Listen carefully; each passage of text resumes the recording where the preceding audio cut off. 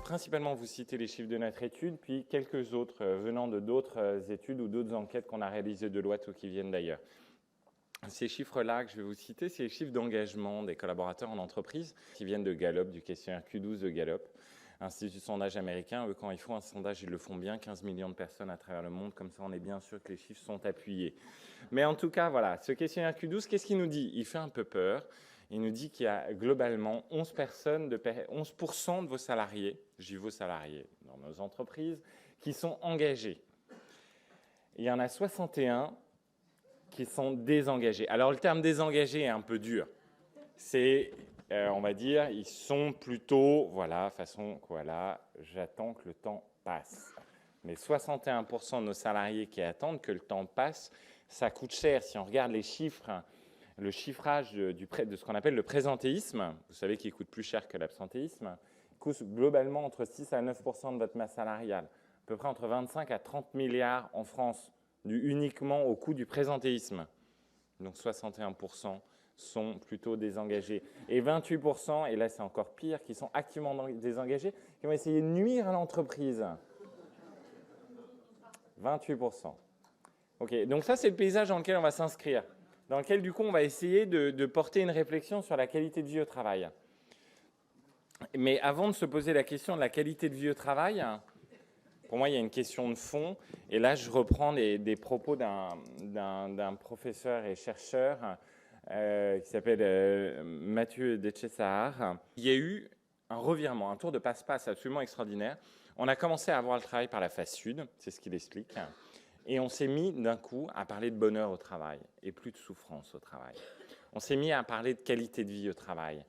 On s'est mis à avoir un raisonnement en se disant le travail est bon pour l'homme. Et dès l'instant où on prend ce prisme-là, ça change tout. On ne pense plus pareil.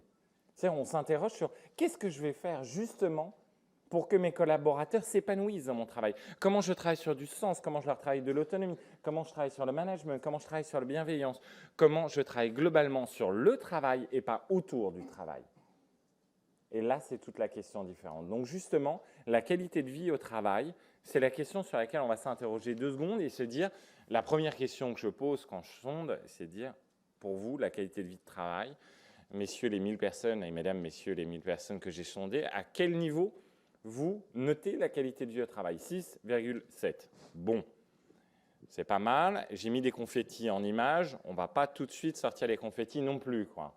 C'est intéressant, mais il y a quand même une sérieuse marge de progrès, sachant que 6,7, c'est une moyenne, repondérée par la présence des effectifs derrière également. C'est-à-dire quand je regarde par catégorie, des non-cadres vont plutôt me donner une note entre 4,5 et 5. Des cadres sup, entre 7 et 7,5. Des cadres dirigeants, entre 7,5 et 8. Bon, donc une vraie corrélation entre le niveau de responsabilité et la notion de qualité de vie au travail. Pas complètement choquant jusque-là. Par contre, de se dire qu'il y a des populations qui vont noter une qualité de vie au travail à 5, c'est un peu inquiétant. Quand dans le même temps, on revoit les chiffres de Q12 que je vous avais montré juste avant, 61% désengagés, moi j'ai une première question, c'est de se dire, mais qu'est-ce qu'on a fait pour que justement nos salariés se trouvent désengagés? Ce n'est pas dans la nature profonde d'être désengagé. Et on ne peut pas, à un moment donné, considérer que c'est que des erreurs de recrutement.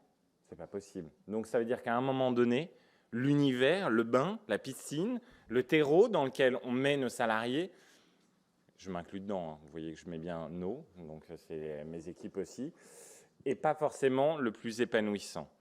Et justement, quand on leur pose la question de la qualité de vie au travail, on leur demande qu'est-ce que ça évoque pour vous. Globalement, l'association d'idées qualité de vie au travail et bonheur au travail était très très lointaine. Alors du coup, on aurait pu se dire, est-ce qu'ils arrivent à intuiter plus facilement qualité, les personnes qu'on sonde, qualité de vie au travail et bienveillance? Alors non, je suis désolé, ça ne ressort pas. Par contre, ce qui est intéressant, c'est que tous les termes qui ressortent sont, et on en discutera dans 3 minutes, assez caractéristiques des notions de bienveillance. Il nous parle de reconnaissance. C'est assez intéressant, la reconnaissance. La culture de dire merci. La culture du merci, c'est une autre étude de Berzin qui nous dit que globalement, la culture de la reconnaissance, c'est dans les entreprises, c'est globalement plus 50%. en performance pour les entreprises. Moins 31% de turnover dans les entreprises qui ont justement cette culture de la reconnaissance. Ça vaut le coup justement de travailler sur sa qualité de vie au travail si justement la qualité de vie au travail fait écho à la reconnaissance. L'autre élément qu'ils évoquent, les relations avec son management, les relations avec ses pairs, comment justement on travaille sur ces aspects-là. Comment on travaille pour rendre nos entreprises, et sans ça je disais bienveillantes, sociales et humaines, comment on les rend plus humaines, nos entreprises. Parce que foncièrement, ce qu'ils nous disent, c'est l'esprit d'équipe, c'est l'ambiance, c'est ça qu'ils attendent, c'est ça qu'ils associent à la qualité de vie au travail. Et si on réhumanisait nos entreprises? Après 20 ans où on a tout fait pour les déshumaniser, nos entreprises, et si on les réhumanisait un tout petit peu?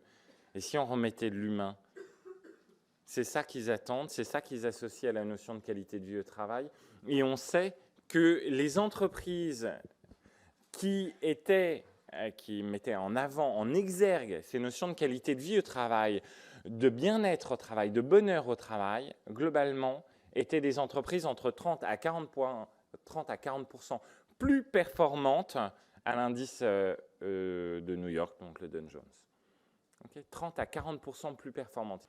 Du coup, pour arriver sur la notion de bienveillance, peut-être faire écho, Thierry me l'a rappelé avant-hier, l'étude, je l'avais oublié, effectivement, désolé si tu voulais la citer juste après, sur l'étude que Google a fait, quand même assez intéressant, l'étude de Google. Il s'était interrogé sur qu'est-ce qu'une entreprise performante, une équipe performante. Donc, est-ce que c'est un équilibre homme-femme? Est-ce que c'est un équilibre de profil, de diversité, de mode de fonctionnement, et puis d'environnement? Tout ça, la réponse a été non. Puis à un moment donné, du coup, on a fini par s'interroger, c'est peut-être le mode de fonctionnement de l'équipe. Et là, ils ont dit oui. Finalement, ce qui fait qu'une équipe devient performante, dans plus de 80% des cas, c'est ce qu'ils appellent la sécurité psychologique. Dit autrement, la gentillesse, la bienveillance. Ok, ça tombe bien, c'était justement le sujet qui va nous occuper aujourd'hui. C'est effectivement la bienveillance, la gentillesse, la sécurité psychologique qui permet à une équipe d'être performante. 3 derniers chiffres pour finir et après je m'arrête, Olivier. 53% des personnes qu'on sonde me disent la bienveillance est un trait caractéristique de notre entreprise. 1 sur 2. Mais surtout, la marge d'évolution, c'est que 86% nous disent oui, la bienveillance a sa place en entreprise. Mais 53 me disent elle a sa place aujourd'hui dans mon entreprise. Donc, on a une vraie marge de progression. Deuxième élément, mesdames, messieurs, ce n'est pas les DRH qui le porteront. C'est la direction générale. Comme toute valeur qui fait appel à un absolu, à un idéal, elle doit être portée par le plus haut niveau de la direction de l'entreprise. Elle doit être insufflée par le plus haut niveau de la direction de l'entreprise, sinon ça ne marche pas. Sinon, c'est tarte à la crème et vous le reprenez assez violemment dans les dents derrière. Donc, très attention quand on fait appel à cette notion de la bienveillance. Et justement, et ça permettra d'ouvrir le débat derrière, la bienveillance, à quoi ça fait appel? Quand on leur dit bienveillance, pour vous, qu'est-ce que c'est? Ils nous disent la gentillesse au quotidien, conf l'étude de Google. Qu'est-ce qu'ils nous disent d'autre? Ils nous disent le management respectueux. OK. Là, 2 éléments majoritaires, 2 éléments qui sont, de point de vue, qui sont purement de l'humain, de la relation interpersonnelle. Gentillesse interpersonnelle avec mes collègues, avec le mode de fonctionnement de l'entreprise, interpersonnel avec mon management. Ils nous disent juste le simple fait de dire bonjour. Est-ce que c'est un geste, un acte de bienveillance?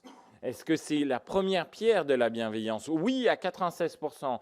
Combien d'entre vous, tous les matins, font le tour de leurs équipes pour leur dire bonjour? Je ne vous demanderai pas de vous lever, parce que je ne suis pas sûr qu'il y ait la majorité qui se lève.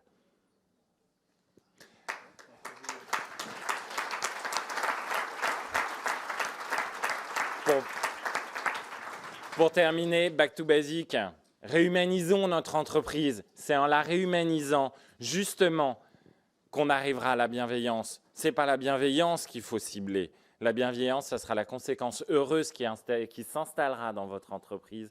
C'est en réhumanisant l'entreprise que justement on arrivera, c'est en réhumanisant l'entreprise que vous deviendrez performant. Une dernière idée que j'aime beaucoup, que je pique à Isaac Gates, il parle du leadership du jardinier.